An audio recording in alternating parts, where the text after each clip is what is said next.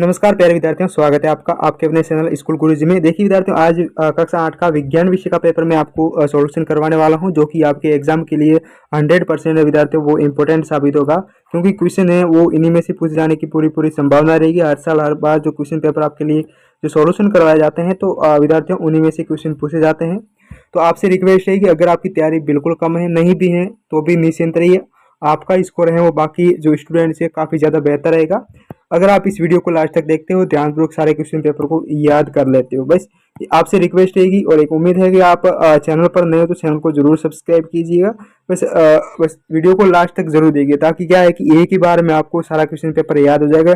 सभी प्रश्नों के उत्तर हैं वो ऑलरेडी मैंने साथ में लिख दिए, ताकि क्या है कि आपको एक ही बार देखने से क्वेश्चन पेपर है वो याद हो जाए। ओके, तो शुरू करते हैं बिना टाइम वेस्ट किए। सबसे पहला जो क्वेश्चन है कि निम्नलिखित में से कौन सौर परिवार का सदस्य नहीं है। देखो, पृथ्वी, बुध और शुक्र ये सब सौर परिवार के सदस्य हैं, लेकिन जो तारामंडल है ये इसके अंदर वो नहीं आता है।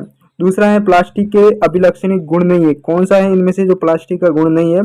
अतिशीघ्र अपघटित हो जाता है। ये अतिशीघ्र अपघटित हो जाता है, ये गुण नहीं है। ओके, तो इस बात का ध्यान रखना, ये अपघटित नहीं होता है कई वर्षों तक।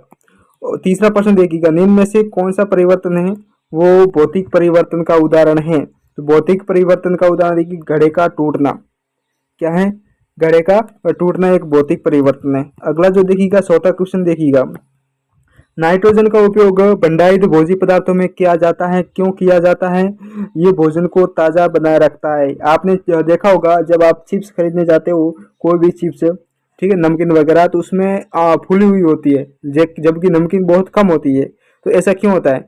क्योंकि उसमें नाइट्रोजन गैस होती है, ताकि वो इसको सुरक्षित रखे, उसे खराब होने से बचा सके। तो इसी वजह से उनमें नाइट्रोजन गैस भरी रहती है।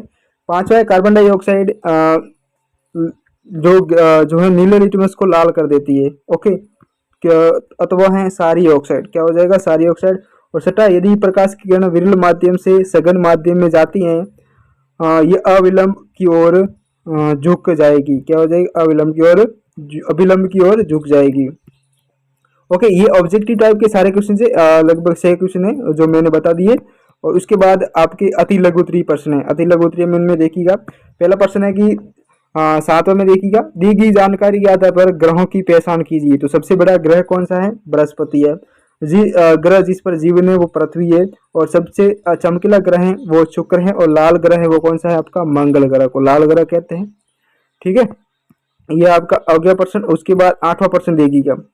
8वें प्रश्न में क्या पूछा गया है कि पहाड़ों पर वायुमंडल दाब के बहुत कम हो जाने का मानव शरीर पर क्या प्रभाव पड़ता है। पहाड़ों पर वायुमंडल दाब है वो कम हो जाता है, इससे क्या फर्क पड़ता है? तो ये इसका आंसर है, मैंने टाइपिंग कर दी है पेपर के अंदर, ताकि क्या है कि आपको याद हो जाए। बस ये हमारा उद्देश्य है कि बस आपको याद करवाना। ओके, तो यहाँ देखिएगा, किसी स्थान पर वायुमंडल दाब बहुत कम हो जाता है तो मानव शरीर की रक्त वाहिनियां का दाब है वो अधिक हो जाने से वो फूल जाती है। रक्त वाहिनियां क्या हो जाएगी? फूल जाएगी। और कभी कभी ये फट भी जाती है। और ये पहाड़ों पर चढ़ने से होता है ऐसा। ठीक है, और 9वां प्रश्न देखिएगा। 9वें में एक पूछा गया, क्या ये 9वां में आप चित्र देख लीजिएगा, ये मोमबत्ती वाला है और उसके ऊपर ये क वाला, ये ख में देखिए, ये चित्र आपको ध्यानपूर्वक देखना है। और उसके बाद स्टेटमेंट दिया गया है कि चित्र क और ख को ध्यानपूर्वक देखिए और अवलोकन के आधार पर सिद्ध कीजिए कि दहन के लिए क्या आवश्यक है और क्यों। ठीक है, तो देखो क में देखिएगा, देख लीजिएगा, ये जो मोमबत्ती है ना विद्यार्थियों, वो खुली है। ठीक है, वो मोमबत्ती जैसे ग्लास में मोमबत्ती है, ऊपर ढक्कन नहीं है, तो इसका मतलब ये ऑक्सीजन आ रही है इसके अंदर और ये मोमबत्ती जलेगी। लेकिन ऊपर ढक देने से क्या होता है कि इसमें जो ऑक्सीजन का प्रवाह है, वायु का प्रवाह है, वो बंद हो जाएगा और मोमबत्ती बुझ जाएगी। तो यही है कि जलने के लिए, दहन के लिए ऑक्सीजन की आवश्यकता होती है। ठीक है, और ये 10वां प्रश्न। 10वें प्रश्न में देखिएगा, कारखानों के आसपास बसे शहरों गांवों में दूरस्थ स्थित शहरों में वातावरण में क्या अंतर होता है। आसपास बसे शहरों और दूरस्थ स्थित शहरों के वातावरण में क्या अंतर होता है? कारखानों की बात कर रहे हैं, तो इसका आंसर आप देख लीजिए। अगर आपको एकदम साफ नहीं दिखाई दे रहा है तो अपने वीडियो की क्वालिटी है वो बढ़ा दीजिएगा। क्या है, आप 720 पर कर दीजिए ना। ठीक है, 720 पर कर देना, या फिर आपको 480 पर कर देना। इन दोनों में से किसी एक पर कर देना अपनी क्वालिटी, तो आपको साफ दिखाई देगा। ये इसका आंसर है। उसके बाद 11वां देखिए, पटाखा और ईंधन को सार्वजनिक वाहनों में लेकर जाना क्यों प्रतिबंध है, क्या कारण है? तो देखो, पटाखा और ईंधन को सार्वजनिक वाहनों में लेकर जाना का इसलिए प्रतिबंधित है क्योंकि ये बहुत दहनीय होते हैं, दहनशील होते हैं, कभी भी आग पकड़ लेते हैं। सार्वजनिक स्थानों पर थोड़ी सी असावधानी से बहुत बड़ी दुर्घटना हो सकती है, जिसमें जन धन की हानि हो सकती है, अतः इसलिए ये प्रतिबंधित है। स्क्रीनशॉट लेना चाहते हो तो ले सकते हो, बाद में भी याद कर सकते हो। उम्मीद है विद्यार्थियों आप देखो चैनल पर नए तो चैनल को जरूर सब्सक्राइब कीजिएगा, आपसे रिक्वेस्ट रहेगी, क्योंकि प्रश्न है वो बहुत इंपॉर्टेंट है आपके एग्जाम के लिए, यही पूछे जाएंगे, बस तैयार कर लेना। अगर आपने कुछ नहीं पढ़ा, आपको तैयारी बिल्कुल कम है, तो भी आपका स्कोर है वो बेहतर रहेगा। 12 में देखिए, आपके अनुसार बहुतायत में प्लास्टिक का उपयोग नहीं किया जाना चाहिए, ऐसा क्यों? क्यों प्लास्टिक में देखो, बहुतायत में प्लास्टिक उपयोग नहीं करना चाहिए क्योंकि ये नहीं होता, देखो ये अपघटित नहीं होते हैं और क्या होता है, उपकृत नहीं देते, मिट्टी को सदा बंजर बना देते हैं, तो ये ऐसा होता है, ठीक है। उसके बाद 13वां प्रश्न देखिएगा, किसी स्वस्थ व्यक्ति को सर्दी जुकाम से पीड़ित व्यक्ति का रुमाल उपयोग नहीं करना चाहिए, क्यों नहीं करना चाहिए? आप सभी को पता है कि एक स्वस्थ व्यक्ति को, पीड़ित व्यक्ति का कोई भी वस्तु है जैसे रुमाल ज़्यादातर यूज करता है, तो उनको यूज नहीं करना चाहिए, क्योंकि उसमें जो पीड़ित व्यक्ति होता है बुखार से, उसमें कीटाणु होते हैं जो कि उसमें क्या है कि उसके अंदर चले जाते हैं, ठीक है, संचरण हो जाता है इस वजह से, ठीक है। तो 13वें प्रश्न में आपको ये करना है।